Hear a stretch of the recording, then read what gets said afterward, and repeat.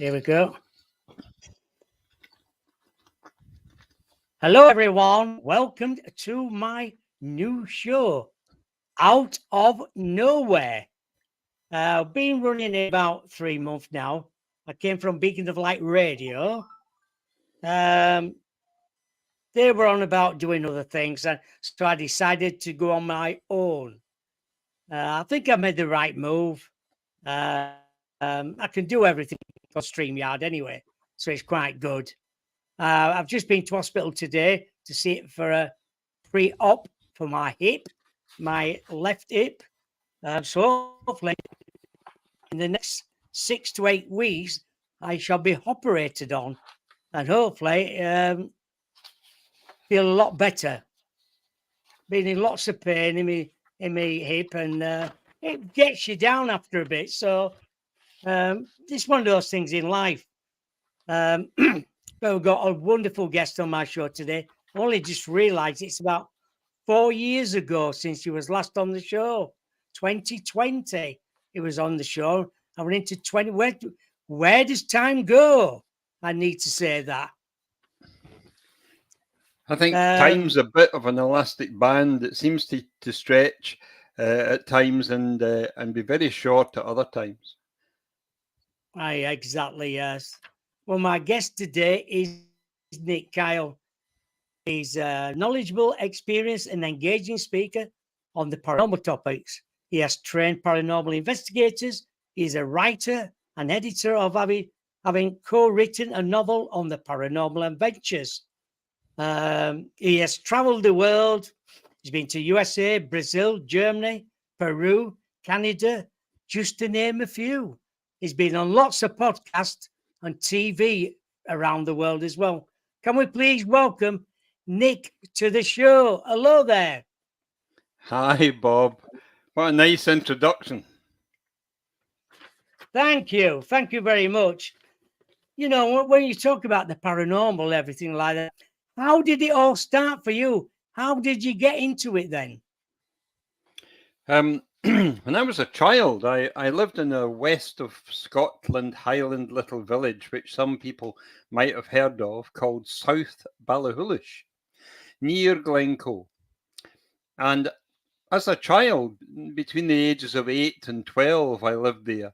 I became aware of earth energies that were coming through the stones and the river that went through the village and the quarries that were there.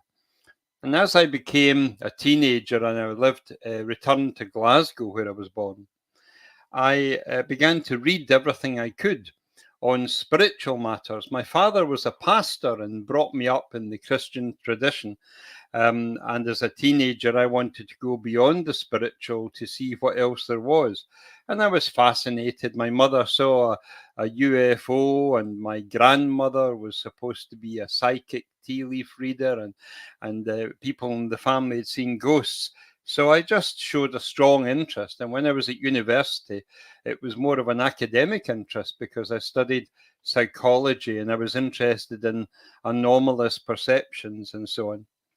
And then when I left university, I became a school teacher. And for many years, I mixed with people such as the late Professor Archie Roy, a professor of astronomy at the University of Glasgow, where I now work. And Archie was a wonderful teacher and mentor. He set up the Scottish SPR, and I was president for 10 years or so. But I've been involved in investigating cases privately and through the SPR in Scotland for approximately 30 years now.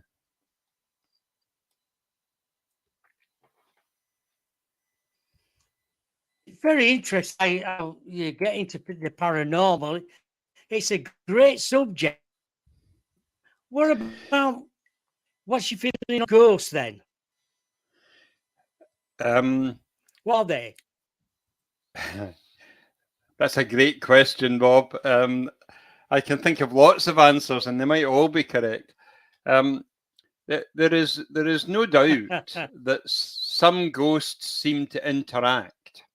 they seem to be able to communicate, and they seem to be aware of the presence of observers, and they adjust their position sometimes, and they show signs of intelligent communication. So I call them interactive ghosts, and I regard them as the spirit, if you like, the continuation of people after the physical transition of death. But there's another category of ghosts that would walk right through you and never seem to recognize where they are. They're following maybe some kind of imprint on the environment. Some people are able to tune in to that frequency, that energy, that vibration, and see, for example, Roman soldiers walking 3 feet off the air through a pub in York and so on. But there's a sense in which these ghosts appear and disappear and don't have the ability to interact in live time. And then there's a third category, which I've only added in recent years. I'm not sure that the word spirit applies to some of the apparitions that we see. I think the word interdimensional communicator might be a better explanation. And it might, in fact, apply to UAPs and or UFOs as well. Maybe they're not from distant galaxies. Maybe they're from this planet, just a different dimension, a different level of vibrational frequency. What I do think is that the word ghost covers a very wide range. It's like an umbrella term. It covers a wide range of phenomena. It does. Yeah, it actually does there, Nick. What about the classes as shadow people? I've seen shadow people, and I've tried to communicate with shadow people, but they don't seem to want to stay around and develop the skills of communication. They literally pass on. They go their own separate ways. I think that it might be that they're not there to communicate. They're simply there to show an interest in the location or the people that are there. I think the reason why we get interactive ghosts or apparitions, I think, is because there's a bond, there's an interest, there's a link there. And very often we don't realize what that trigger is. We simply get the benefit of the phenomena. In my investigations over the years, I've discovered that there are correlations or associations with people's ghostly experience. And that sometimes is that they've experienced trauma in their recent past. And the trauma is a trigger for emotions to be and thoughts to be sent out. And let's call it the spirit world, are able to come in on that energy.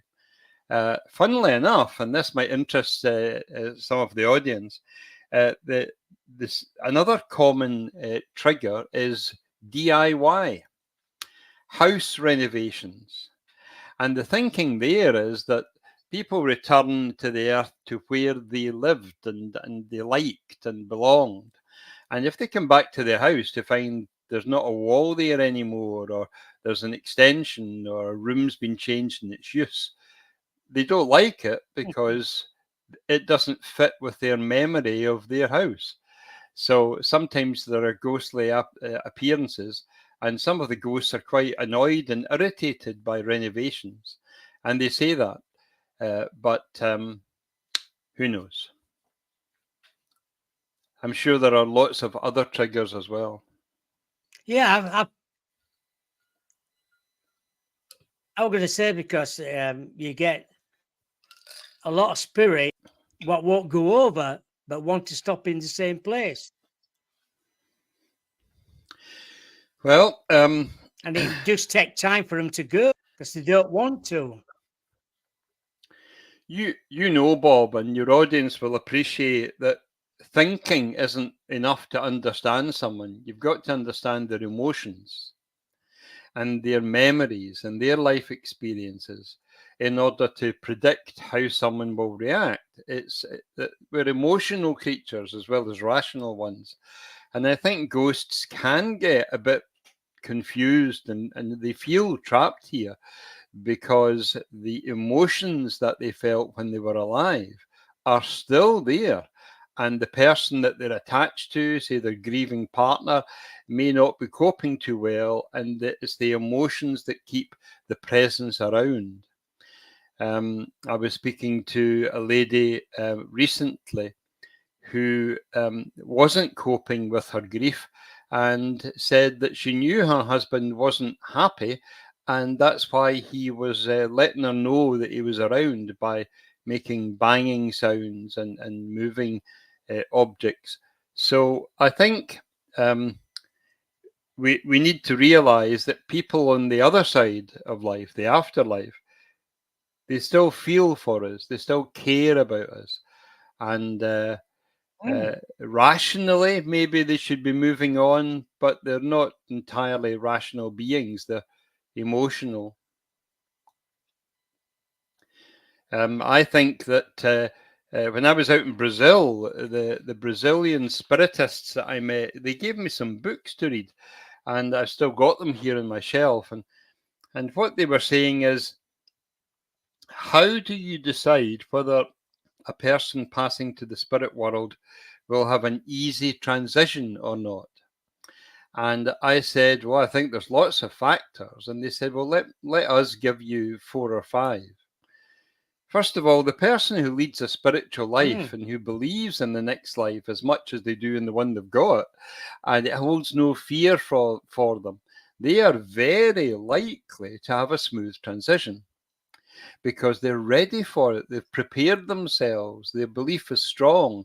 And sometimes they come back and say to us, I didn't even know I had died. I just noticed that people weren't talking to me as much as they had done. And it was that instant. It was that quick. It was that smooth. And that's the best way to die. The old Native American Indian, I think it was in a movie, said, today is a good day to die. And it's that attitude. But of course, at the opposite end of the extreme, the Brazilian spiritist said to me, there are people with unresolved matters, both mental, emotional, and moral, and issues of guilt and regret and so on.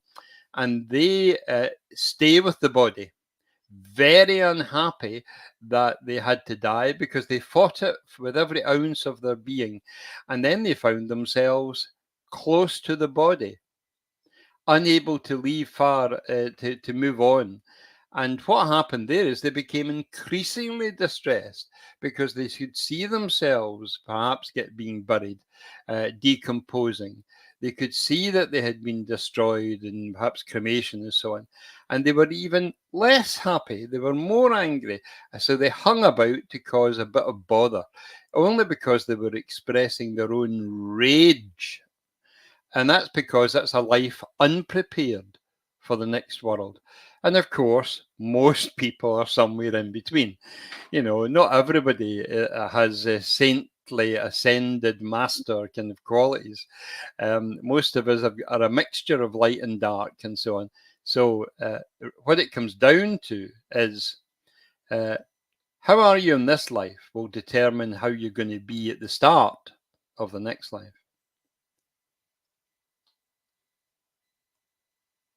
Yeah, exactly.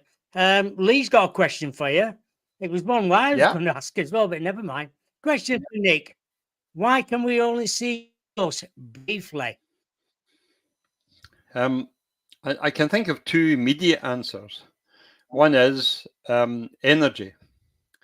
There has to be a real big effort to transcend the dimensions from the afterlife to this one, and then to create something that we can see. Our eyes see a very narrow slice of what's there to be seen. We know this from science. So they make a big effort, sometimes a group effort in the spirit world, and they get the conditions right. It's not just about the energy within the environment, it's the energy within the person, and whether it's mental, emotional, physical, or spiritual. And sometimes they can make a connection. It tends not to last long, because remember, this planet, although you think it might be not moving very much, it's actually spinning at thousands of miles per hour. And I think it's a real challenge for the spirit world to keep the link going, especially when people are so changeable. I've heard auric photographers speaking about taking photographs of the human aura, which can change completely in 2 or 3 seconds. And I used to wonder why I should pay for an auric photograph if it was that changeable, because there's no point in hanging it up and looking at it, because that could have changed 100 times by the time you get home. But the other answer is, it's down to you, Lee. It's how you are. Some people can see ghosts for more than a fraction of a second. Some people speak to them for 20, 30, 40 minutes.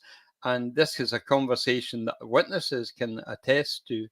And I've been in several seances and other types of meetings where spirit have been able to come through for maybe 2 hours to be seen and to be spoken with and have a conversation, to be touched, to be hugged, to be consensual witnesses agree that it happened. So it's not just that I'm a high-performing crazy. Yeah. That would be my immediate answer. Yes, I think it's a good answer. That is, I think it's same with looking at UFOs or things. I took a photo of something on a hill. It appeared in camera. I showed Paulie. I said, "Look at this, what I've taken." And when we looked again, it had vanished. I don't know if that came out of a portal, just came at that moment, and then disappeared in seconds, gone, vanished. Paul walked over to it on the hill. I said, "Stop there." He went, "Well, there's nothing here. There's no tracks, nothing." But I got it on camera. It just makes you wonder. Some people can see other people, especially UFOs. With these orange lights we see at Bempton, you could go 6 months without not seeing anything. And somebody new who hasn't been to Bempton before can go on the platform and stand there and they'll say, "Is them lights you were talking about, Bob and Paul?" And they see them. Like that. In all of my studies of mediums, usually face to face, I'm aware that some mediums can have such a connection and such a link with other dimensions that it's a bit like tuning a radio station. It's not radio waves we're talking about, but it's similar. You can be a fraction of a centimeter in your dial, and you'll get nothing on your radio, or you'll get white noise or a different channel. And I think that it's something similar within our minds and in our hearts, where the vibration, the frequency changes a lot frequently. Just like being in a river, it's constantly changing, and it's difficult to hold it and pause it and allow the communication to proceed. But it's not so much an answer to Lee, but it's a related point. I get very frustrated when I get messages from the spirit world that are only 1 or 2 words, fragments of a message. And I once said to a medium friend of mine, why are they sending me people that are stupid and can't speak? Right? Why don't they send somebody that can speak plenty? And I'll have a wonderful time transcribing the conversations at length. And the medium said, maybe it's not them that's the problem, Nick. Maybe you're the problem. And of course, I stiffened and my hands went to my hips and I said, "What do you mean?" And she said, "Imagine that you're standing still and spirit are on a roundabout." Or reverse it. Put yourself in the roundabout and let spirit stand still. Either way, when the roundabout's spinning, you're only going to pick up the odd word of a complete sentence or paragraph. And they have to try to an extraordinary length to keep pace with you.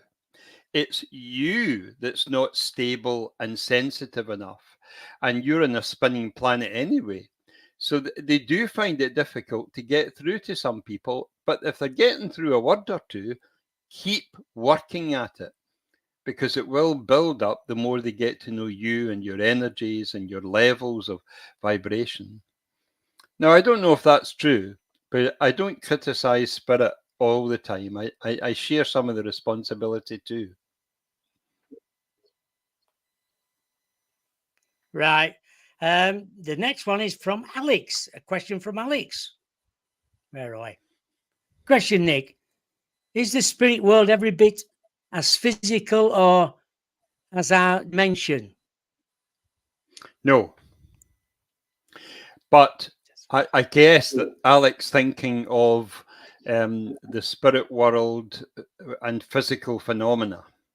So I'll interpret the question that way. The whole business of the spirit world is they go to an elevated dimension of existence in which physicality of the three-dimensional world that we're in is almost zero, I think.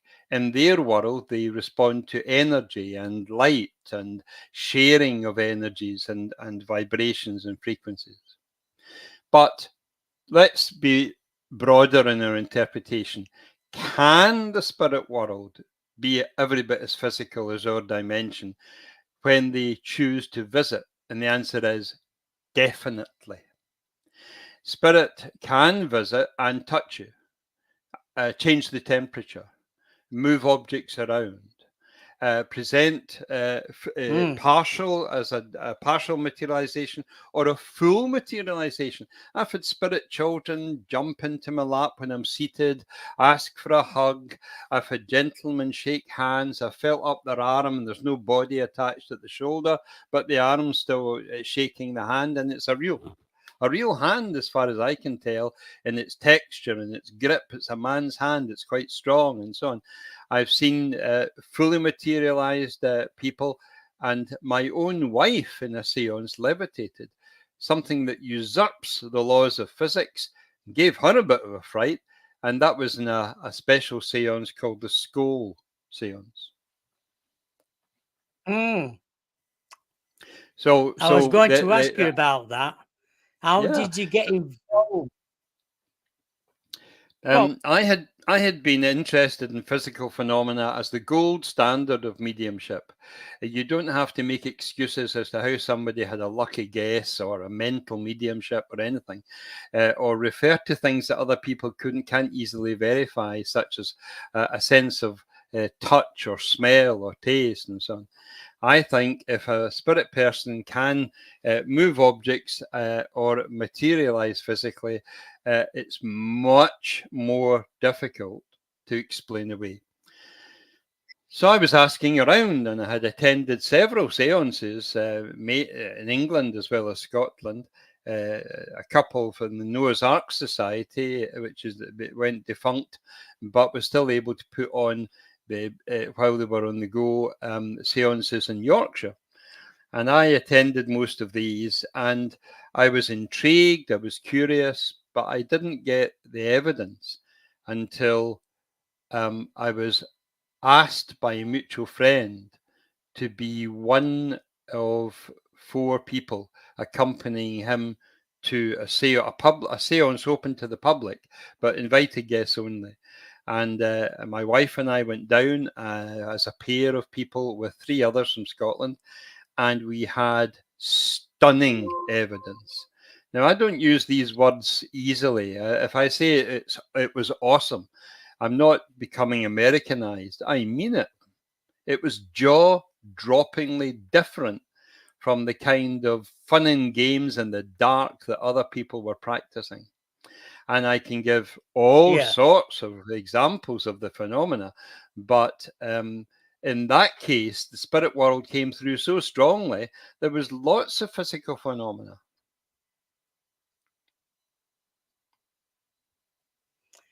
Yeah. I know somebody who's been into it, and did some work with Robin Foy. Yeah. Unfortunately, he's passed away now, is Robin, but they did it for, God, 5 or 6 years, twice a week sat. But it took a long while for things to come through. Are you referring to the Bennetts? Go on. Are you referring to a couple called the Bennetts? Yeah, the Bennetts and... Yeah. Well, they were two... Yeah, Diane. Alan and Diane Bennett. And Alan. They were the main mediums and Robin as in well. the school. Yeah, Alan and Diana Bennett were the main mediums. They went into deep trance and often couldn't remember anything that took place, and it had to be the recording had to be replayed to them. All credit to them for helping to produce the phenomena. Robin had been in physical seances a long time and was credited with being a developing medium. Sandra, perhaps to some extent, was someone who contributed power and energy. But it was a group of 4, originally a group of 6, but 2 dropped out. And then the phenomena started to come through stronger and stronger. Really, I was left in no doubt about the existence of other dimensions that I was happy to call an afterlife. And that was 5 years ago. And I feel it today. It's changed and transformed my life. And it's difficult for people to appreciate the power of seeing the laws of physics turned upside down in front of your eyes, and then people who are with you agree.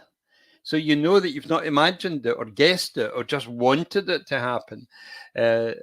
People as witnesses are very unreliable, but a group of witnesses who are used to this sort of thing will not be taken in so easily. I mean, I've been training as a medium for at least 10, 15 years before Scole took place.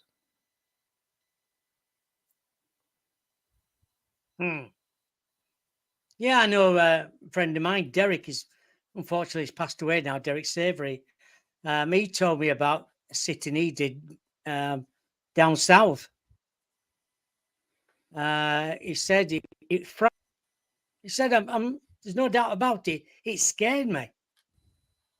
I didn't know what to make of it, really. I think they'd gone in there, him and Penny had gone in with a quite an open mind, wanting to know what Scole was all about. And sure enough, a lot of things happened.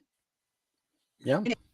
And Derek said, I didn't realise what was going to happen. They were trying to lift me up. They were touching me head, and I felt like I touched one of the hands, and it seemed to have just had 3 fingers on it. And he coped with it. I think that's what down to earth meant. He coped with it at that time. Maybe if he'd have gone in doing it quite regular, but that was the first time ever. I sometimes get asked, particularly for investigations of haunted houses or demonic hauntings, as I experienced in Seattle. I'm not sure that it's always the spirit world or deceased persons coming through. I think sometimes it could be what we would call aliens, although they may be interdimensional rather than extraterrestrial. I think that there are also entities, right. a type of life that exists on this planet that we don't really see or hear or experience very often. But I am thinking about fairies. and some of your audience will be saying he's away with the fairies. It's become a joke in our society when you talk about elementals or the little people Yes. and so on. And I haven't seen entities or creatures like that, but I'm prepared to believe people that I trust who say that they have. And I think it's a bit arrogant to say that it's only things that you can grab a hold of that you should believe in.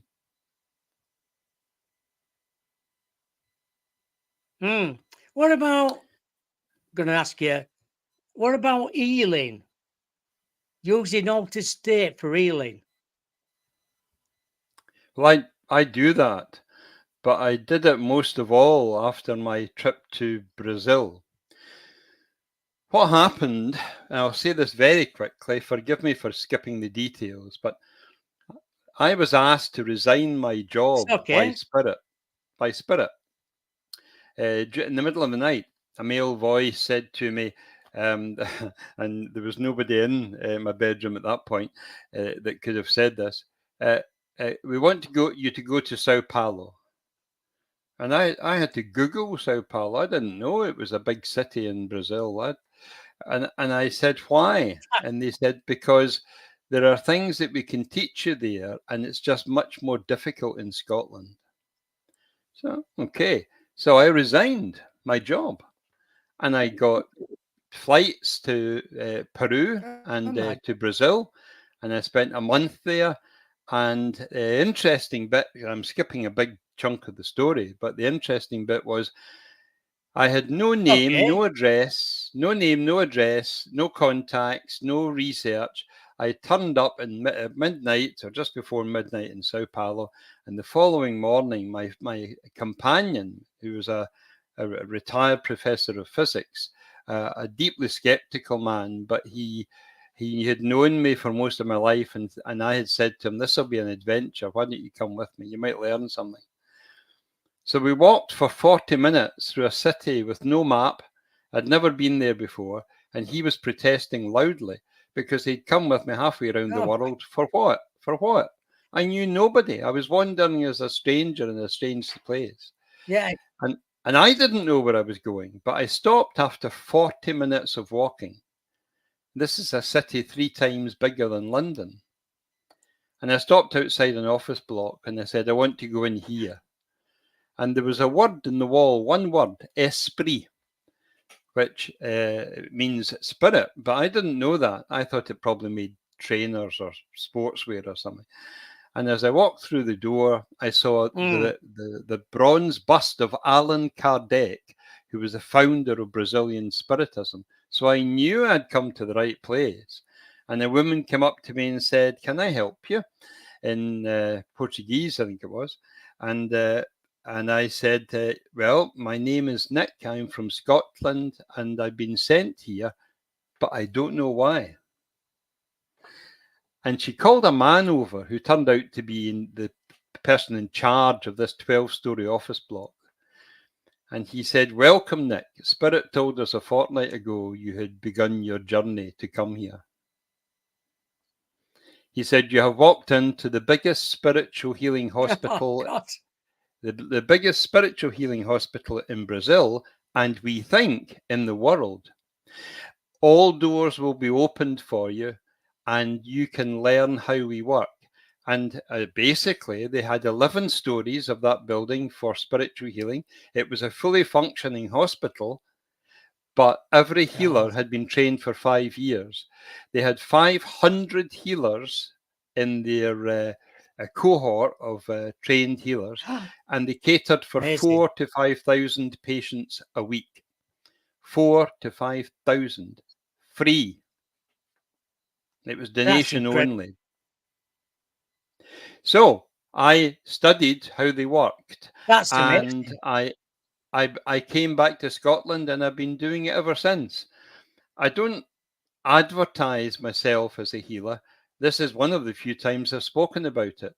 But when the word gets out, I never lack people to help.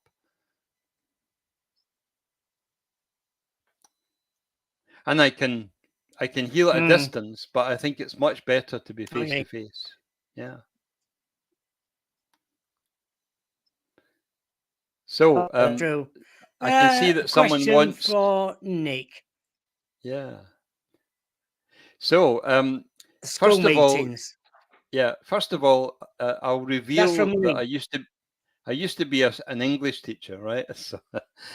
So the Scole meeting refers to the village of Scole near Dis in Norfolk, and it's spelled capital SCOLE. Although I think it's funny that someone has thought, given my Scottish accent, it's a skull meeting, because of course we're speaking to the dead. You know, Yes. I like the error, but so people can look it up. It's SCOLE. Some results. I'm going to refer to some notes here, but it's not that I can't speak just off the top of my head. It's that I don't want to miss anything in the rush of speaking. So, first of all, it was in the basement cellar of a country house in the village of Scole in Norfolk. And clearly, physical phenomena were demonstrated for over an hour to about a dozen people, ignoring the host group of mediums of 4. Now, in blackout conditions, that's important to remember because it's been a sticking point for some investigators. In blackout conditions, before I went in, I said, how are we going to see? And Robin Foyle laughed. And I said, is there an electric light that you put on? A red light, a red bulb, a blue, green, any kind of bulb? And he said, don't worry, Nick, there's no electric bulbs. Spirit will light the place up for you. And he wasn't exaggerating. Lights like large LEDs moved responsively around the circle. In other words, if you spoke, they would alter their trajectory and maybe come and touch you or allow you to experiment with them. They were self-illuminating, which is very unusual. Most photographs of orbs are not self-illuminating orbs. They may be dust or moisture particles. But these ones were solid. I held my hand out and complained very politely that other people had been touched, but I hadn't. And immediately a light shot round the room and tapped my palm of my hand. And when I turned my palm like that, it hovered above it, so I could grab it. And I asked, is it okay to close my fingers and grab this? And I was told yes. So I did. The light was coming out from between my fingers as I turned my hand to make sure there was no wire or a nylon fishing line and so on. And then when I opened my hand, it came up, shone its light into my face and shot off again. Now, this was happening dozens of times during the hour or so that they were active. They even went into people's bodies, such as my wife. An orb entered her rib cage, and she described it not as painful, but as like being tickled from the inside, something I've never been able to achieve. I can add. These energy lights were not faint. They were enough to illumine 1 or 2 people as they passed. And because there were 12 to 20 of them at different times, the room was dimly lit, but lit, and not by any switches that we flicked. A materialized hand appeared and picked up an object on the table that was in the center. A disembodied voice spoke with us from the center of the room several times, more than one voice, in fact. I've already mentioned that my wife was levitated while she was seated in a chair. There were bells hanging and they were swaying and ringing, and no one was seen to touch them, and we could see if someone had tried to touch them. Several people were physically touched, including me, and all the time we were getting accurate and significant messages through Alan and Diana Bennett, the 2 deep trance mediums. But we were told it was a once-in-a-lifetime opportunity, and I accepted that. And it was a mixture of excitement, because we'd never experienced anything like that before, and disappointment that it wasn't going to happen at school again. And 6 months later, I got a phone call from Robin Foy saying, Nick, can you and your wife come back with the other 3 people from Scotland? And I said, well, we can, we'd love to come back, but I thought it was a once in a lifetime opportunity. And he said, so did we. The Spirit team have specifically asked for the people from Scotland because you contributed so much energy. They want to try an experiment the likes of which they have never done before. They're going to allow beings from other dimensions to come into your world.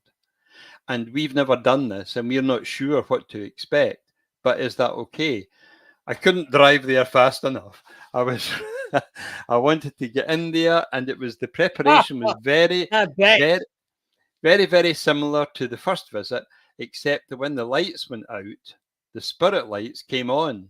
And it was as if you were looking at the cosmos, because there was no ceiling. It's the basement room, remember? It was as if there was no ceiling. And then into the room came craft, flying craft, miniaturized, maybe a foot, 2 feet in size. There were approximately 5 different craft, and they were slightly different. One was like a wedge of cheese or cake in its shape, a triangle with a bulbous end.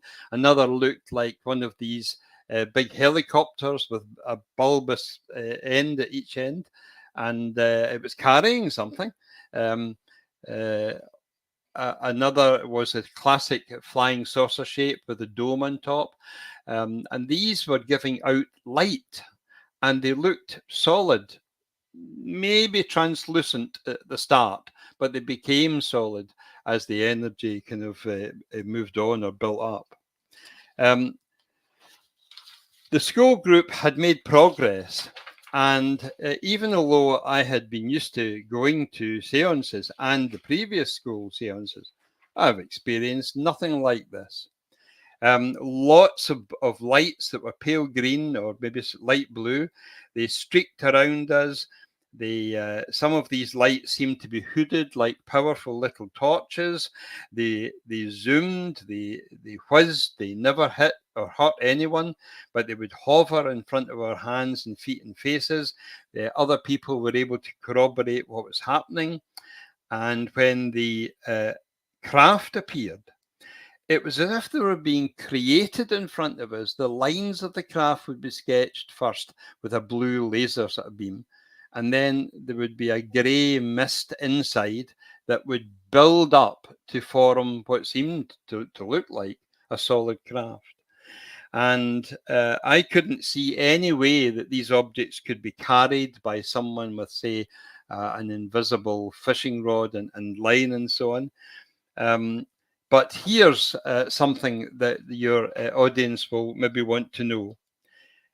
A tube appeared amongst the craft. A tube appeared, cylindrical tube. And when you look down into it, the tube might be two and a bit feet long. But when you looked into it, you looked as if you were looking 7 feet down. There was a perception where in the tube, you were able to look much further than looking outside it and seeing its dimensions. And then from this tube came a pair of hands, miniaturized hands, like a girl's hands or a woman's hands, but miniaturized. And it went round each person, and it made this act of supplication and moved to the next person. And again, the hands folded. And it did that with everyone.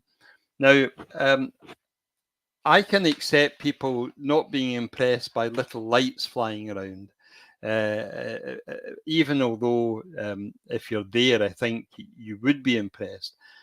But when physical phenomena take place, and when you see things that you can't explain using your brain, I went through extraordinary attempts to explain the phenomena away, and I was never able to.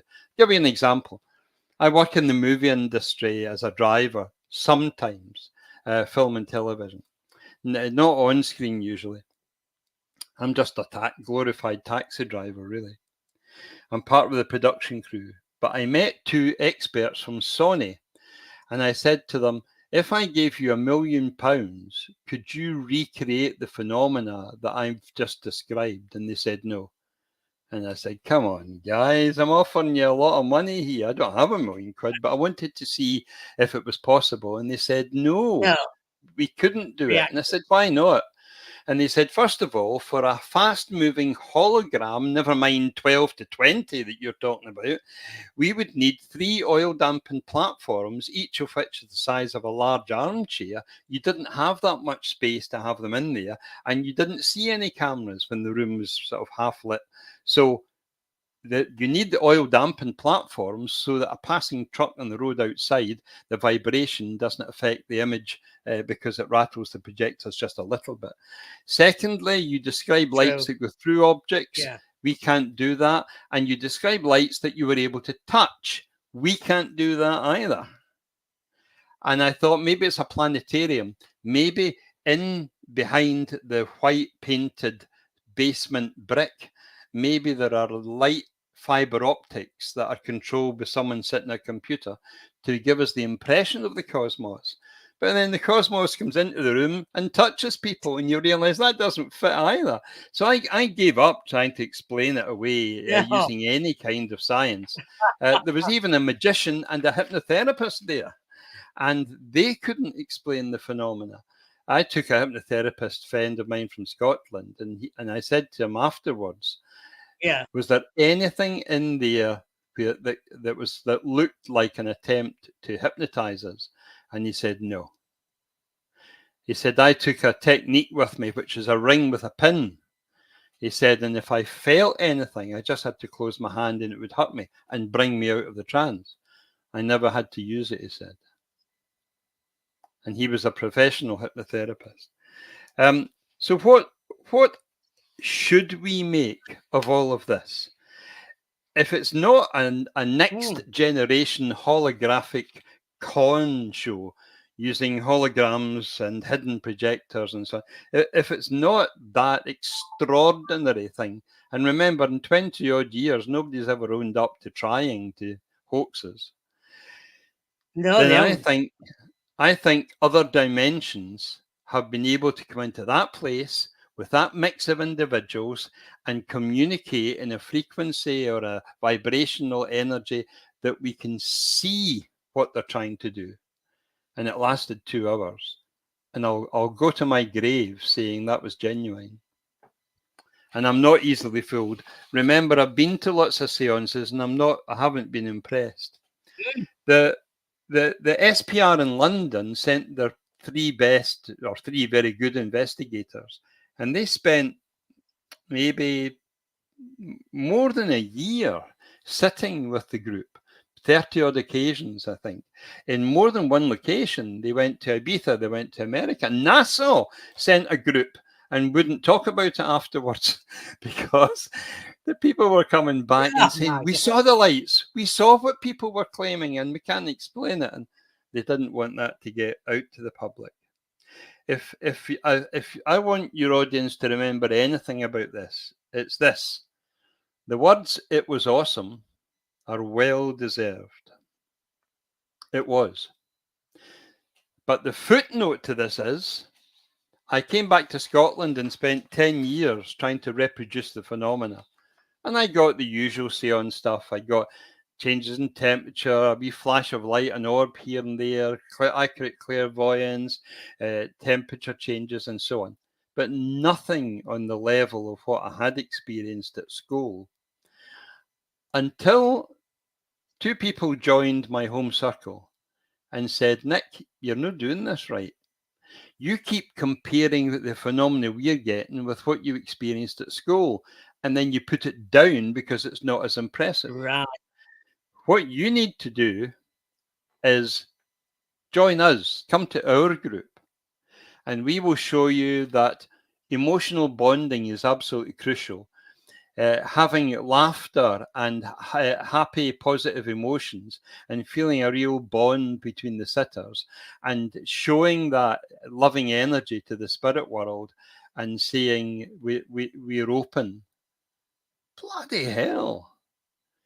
Children and people materialized in that room as well, and the furniture was going through the ceiling and through the wall behind me and not destroying anything and usually coming back, but not always.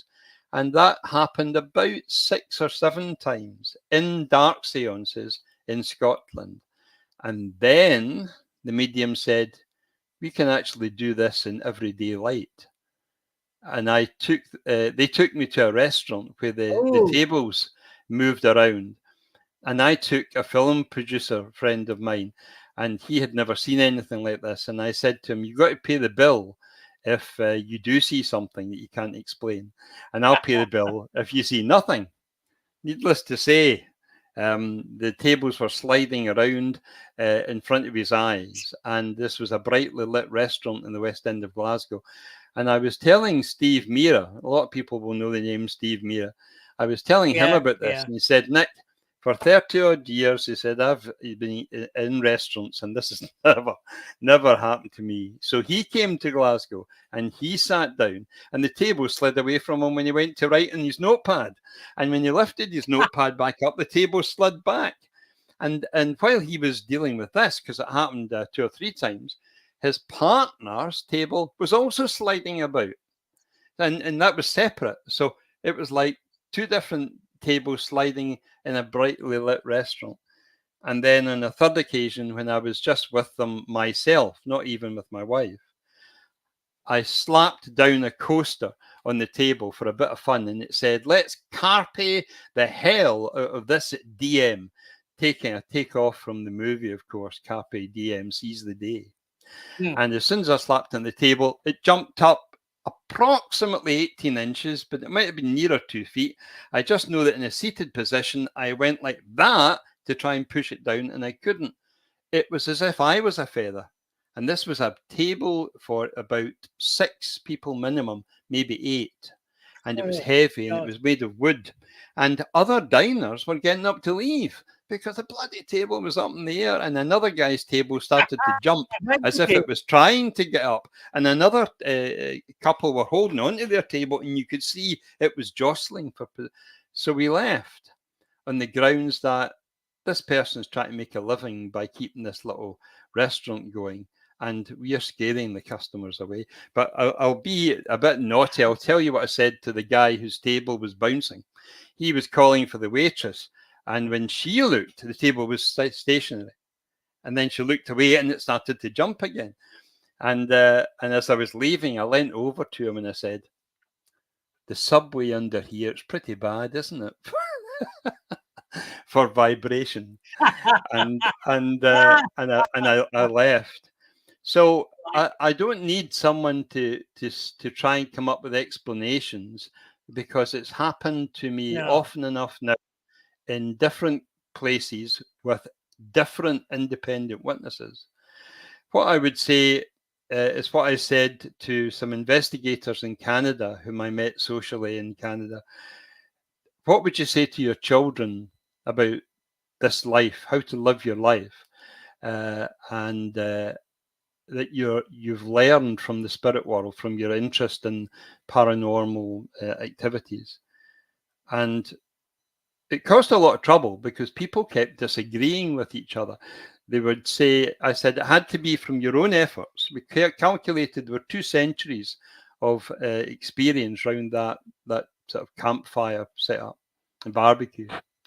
And I said, given your own efforts, not something you've read in a book, not something you've listened to in telly or podcast. And one man said, after 6 years, I met him again. He said, we've got the answer. Love is everything. The vibration, the frequency, the energy of love is everything and can explain all of these things. Love triggers this phenomena. And I said, that's a really good answer. It's probably better than mine. I said, but I've already decided. I have 2 children and 2 stepchildren, and now 4 grandchildren. I said, if I want to leave them something that I have learned as a result of my efforts, it's this. There is more to this life than what you can measure. Go find it, because it does exist. Right. Yeah, very good. That's good, that is. I think we've just got one more question here. This is from Mel. I think we've had some of these For Nick, any idea when a ghost appears, where does it go when it doesn't disappear? Well, we think of going in terms of a distance, but for them, they're very close all the time. It's a different dimension of existence. So measurement of physical distance isn't really an issue. They have to make an effort to leave their, let's call it, dimension. They have to make an effort to come down to our dense energy. They sometimes, Spirit have described it as, when I come here, it's like walking through treacle. And then when I speak or shout, people don't hear me. And it requires more energy than I have to manifest in their very limited light spectrum that they can see. So they don't often make an effort, and when they do, it's often a group effort on their side, and they appear in our dimension, and the energy bleeds into our visual spectrum, but they can't sustain it for any longer, so they simply step back into their world. But in one particular seance in Glasgow, 2 communicators came through. Now, they were famous people when they lived life on the earth, but I'm not going to get into an ego trap of saying I brought them through. What I want to do is to tell you what they said to us. They said, "What do you think we are doing before you started your seance?" Like 10 minutes before. And we said, "We don't know, waiting maybe." And they said, "We're at a party." And we said, "Party?" And you said, "Yeah, there's parties in the spirit world. We have friends, we get together, it's great. Do you want to hear it? We can't let you see it because the energy's not great enough, but you can hear it." And we said, "Yes, please." And about 2 to 3 feet above our heads in the room, it was as if there was a party going on. And there were conversation and laughter and clinking of glasses and so on. And I think there are questions to be asked about how they communicated that, because I've just said earlier on, it's a non-physical existence. But they said, "We'll just nip back to the party if you don't mind. See you some other time." And they disappeared, and that was that. So it's possible that in the spirit world, they're just enjoying themselves, and it has to be a very serious and determined effort to get the same focus to intrude into our world.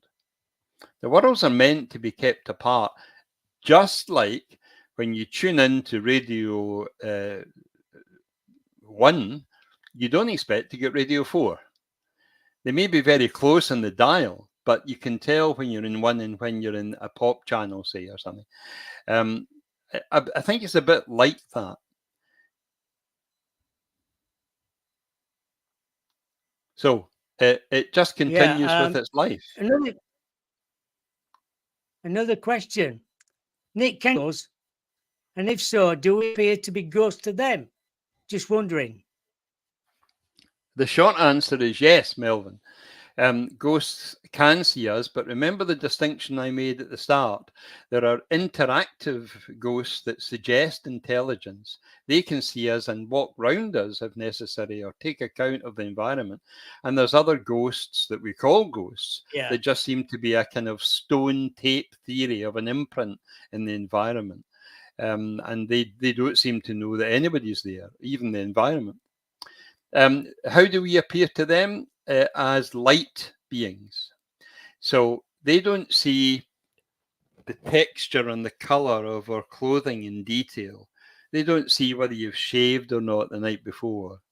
What they see is your mental energy and your aura, your physical energy, your emotions, your sexual energy, whether there's something wrong with you and you have a dis-ease in part of your body. And they see us in terms of our energy field. Why? Because that's what they are now. They're in an energy field that we call the spirit world. And it's non-physical, but that's how they are. So when we get to be like them in our energies, they can see that more clearly. So that's what I would say. It's not so much we appear to be ghosts, but rather than a very detailed clarity in their vision, they're much more aware of the energy that's shining out of us. So they can tell at a glance if there's something wrong with you if you're ill, and they can tell if you're unhappy from the colours that dominate your aura. And if you want to know a bit more about this, Melvin, look into auric photography. There's lots of people offering a service out there that will take your photograph. I'm not particularly recommending it, but it's a good example of the aura and how ghosts see us. Thank you for that. Yeah, very, very good question, Melvin. Thank you. Yeah. I'll just want to ask you about time travel. Just a quickie. Can we use time travel then? In Okay, theory. well, the answer is not really, but maybe in the future. I know that sounds a bit of a fudge. Let me explain why. When I've said to the spirit world, how do you experience time? They said differently. And I said, explain that to me. They said, well, imagine you're a seagull and you're watching somebody walking. You're able to see where they've just come from, where they're heading to, and you can see in detail each step and movement they make. Well, we're not seagulls, but that's how we experience your time. We can tell what you've just been doing and where you've just been in the recent past. They didn't give me how many minutes or hours. We can see where you're going and where you're likely to end up in the day or so that's coming. And we can see in detail what you're doing right now. So that's how time appears to at least that spirit communicator. Just a wider lens for past, present, future.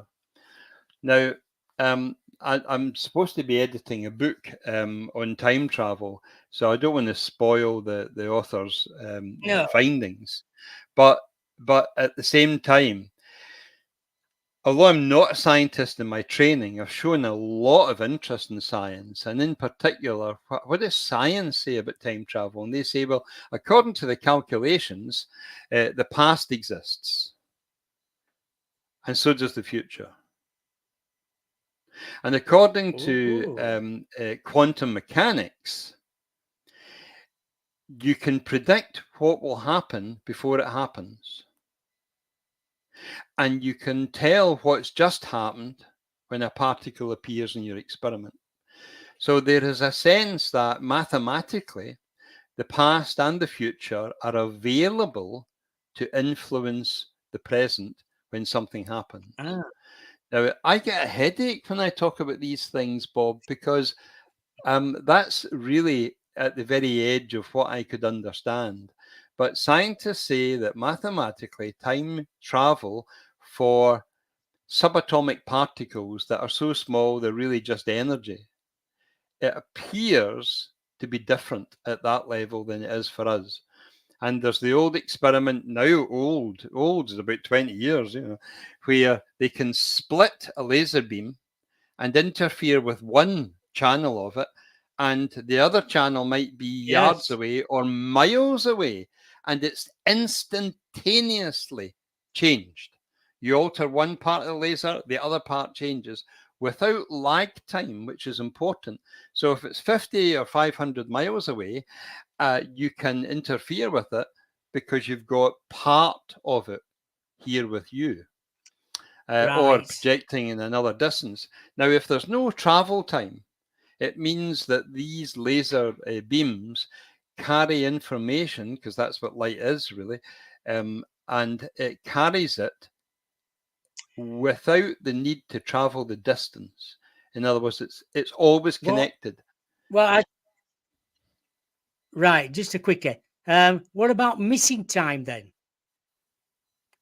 When people say, "Oh, that's some missing time. Don't know what's happened to me."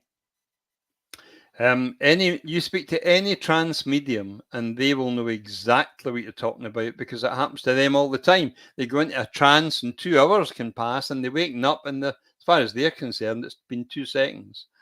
It's your mind goes into an altered state and it doesn't appreciate the passage of time.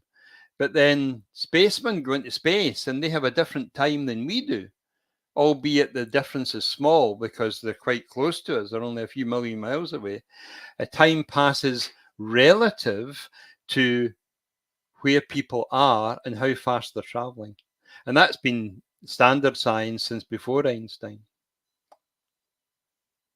Right. One last question from, I think this is from Lee.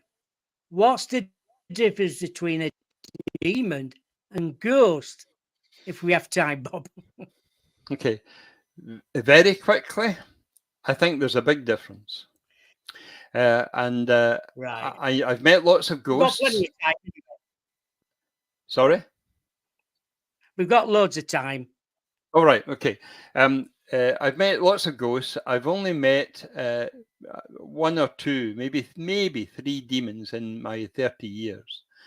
But that's partly because I don't believe that demons exist the way the ancient scriptures and the Bible believes us or teaches us. A demon is supposed to be one of the fallen angels' demonic order, a hierarchy of evil that are just sent to torment us and distract us from God. That's the picture of a demon. Really nasty, self-obsessed, and narcissistic, and selfish to an extreme. That's a demon. How many people do you know that are demonic in this world, Bob? I would say a tiny percentage are pure evil. Maybe 1 in 10,000, something of that order, maybe one in 100,000. Well, the spirit world's not going to be very different because unless you're thinking of a fallen angel, you're going to get really evil people in the spirit world, but so rarely that you'll never meet them if you take sensible precautions and trying to keep on a good, healthy energy. Ghosts can be mischievous, and ghosts can be attention grabbing, but ghosts would not normally do you any harm. And I can think in 30 years, maybe half a dozen people have been harmed and not in any life-threatening way. Scratched, frightened, yeah, but not normally assault. I have a friend who's a demonologist in America, and he's written an interesting book in which he describes his demonic experiences. And I believe him because of the kind of man that he is. But even he says we might be using old-fashioned language. Maybe we should be describing them in another way that doesn't imply a Christian view of the universe. So the difference is power, intention, and demonic evil. Yeah. Ghosts are similar just to people.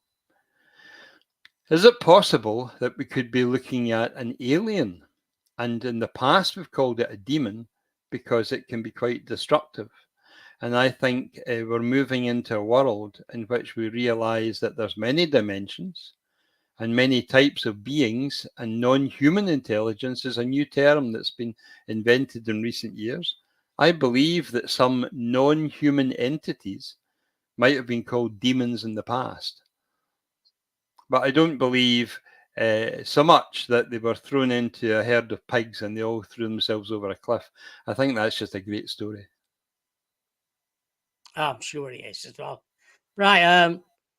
Now, Alison said, I don't know if this is a good question or not. She said, I don't know if this is a good question to ask, but do you know who God is?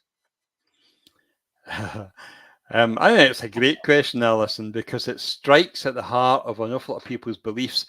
I was brought up to believe in Jesus Christ, and I know the scripture inside out. I was trained as a teenage evangelist, standing with the Bible in one hand and a microphone in the other, winning souls for the Lord. I don't believe in that anymore. And the reason is because I went to university and learned a lot about the Bible that I was never taught in a church, such that nobody who writes in the New Testament knew Jesus. Not one. And that's not what you'll hear in a typical church. Some of them did hear stories about him that were 200-300 years old, and they wrote as if they knew him, but they didn't know him. So there's a lot of things about God that's deeply suspicious to me. Why does God believe in sacrificing his own son and instituting cannibalistic rituals? And if you're not sure what I'm talking about, then look up the Catholic Church, because they still believe that when you take the wine and the wafer, they transmute into the body and blood of Christ. It's not a symbolic act. Well, I just don't accept that. I think that's nonsense. And I think it'd be easy to prove it as well, but nobody seems too interested. God, why is God a man? Well, because Jewish society for centuries was male dominated. I don't accept it should be. I think God, I have sometimes said to students of mine, my God is a one-eyed, black, disabled lesbian. And of course, they react in shock. And immediately I jump in and say, oh, is there a problem with that? Because my God is a God of minorities too. Why isn't yours? And of course, it starts a lot of argument and consternation. So I do it sometimes with a bit tongue in cheek. But here's the point. I don't think God is like a human being at all. People say we're made in his image. Yeah, but only in our mind and our emotions and our spirit, which we've yet to define, not in our looks. God is not a man. I sometimes say to my friends, as God said to me last night, and I tend to agree with him, and then I make a statement, but they don't always appreciate that the joke is I'm not always in agreement with God.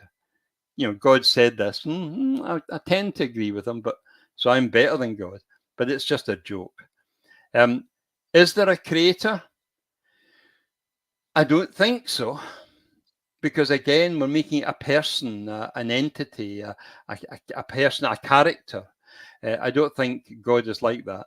God might be consciousness, pure source, consciousness. And just as consciousness can express itself in thoughts and words and deeds and actions, so does God. But I don't think crucifying people or saying things like, I, your God, am a jealous God. Jealous? Really?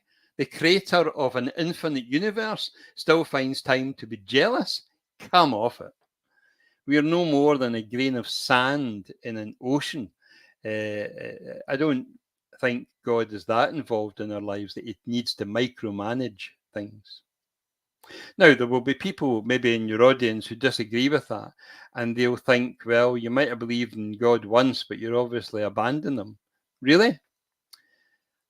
A medium once said to me, you do more loving spiritual acts in feeding one homeless person than you do in 1,000 church services. I kind of agree with that. I'm about love and compassion in action, and that's why I do healing and the comfort that mediumship brings. I've seen lots of spirit people. I've never seen God once. And God has the power to manifest to me. By the way, I've had a lot of people who claim to have seen the Virgin Mary or angels with wings and so on. And all I would say is they're interacting with the energy, but they're letting the imagination run riot. So I'm sorry, Alison, if that's not the answer you wanted. Maybe you wanted me to say, yeah, actually, I do know who God is, and he lives round the corner. No, I don't accept that. I like that. Thank you, Nick. It's been wonderful. Thank you to everybody in the chat room. It's always good when we have questions from the chat room as well. It helps to make the show go great, as usual. Yeah, so it's been wonderful. My guest on Friday is a good friend of yours, Malcolm Robinson. On Friday, this Friday, the 3rd, yes, at 7 p.m. We're going to talk about Loch Ness Monster as well. Well, and various other things on the show. He's someone that I would go to if I wanted to know about lots of things, including the Loch Ness Monster. For your audience who don't know him, a very personable, very articulate, very knowledgeable guy who's had a lifetime of experience. That's Malcolm. I'm going to say, where can people get in touch with you and where can you can get your book? Well, I've not written my book yet, and I've no intention of rushing to write it. As I said to you, I think once, Bob, I don't really want people to know about me and talk about me and stuff. You're one of the very few podcasts I've agreed to do because I've met you. And Thank you. what I would say is if people want to find me, then look at my ugly mug because it's on Facebook somewhere. Nick Kyle. I like that. Thank you, Yeah. Nick. Anyway, Can I it's finish been with one thing? Okay, great. just one comment. Most people are Yes. driven by ego Yeah. and a desire for fame and money. Not this guy. I don't care how famous or rich you are. If I'm responding to your distress, I would do it simply because you're a human being who's here for a purpose. That's it. So, online stuff. Thank you. And podcasts generally and selling courses and stuff like that. No, I'll help you for nothing. Does that mean it's not worth anything? No. Brilliant. Yeah.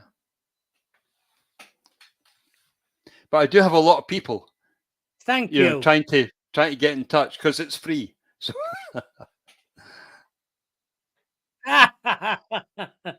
yeah, I know where you're coming from there as well.